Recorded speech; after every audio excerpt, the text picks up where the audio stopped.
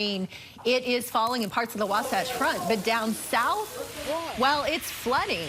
Yeah, they got slammed there. Morgan Wolf telling us what people are experiencing in Beaver. That's just the latest spot in the southern part of the state getting hit with all that rain, Morgan.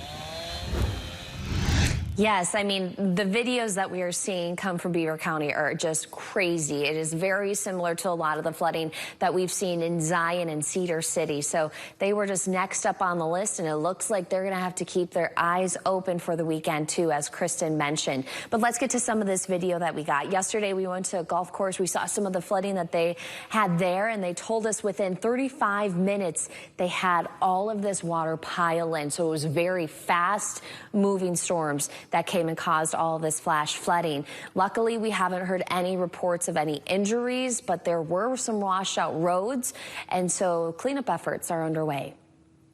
And today was crazy. We saw like the clouds coming from the north, we saw them coming from the south, and they just smashed us right in the middle. Smashed them right in the middle, like they said. Now, some of the people that we talked to that live down there say that they haven't seen storms like this in decades. So emergency people just want you to be prepared. We talked to some firefighters, some police officers that said that they can't get to people always when the flash floods are this bad. And so just know not to drive into it. Have some things ready in case you possibly lose power. I always remind people too, those portable chargers are great to have for your phones because you never know how long you could go without power if we are seeing some severe weather. I'm Morgan Wolf. Back to you. All right, Morgan, thank you. Now let's go into the Breaking News Center.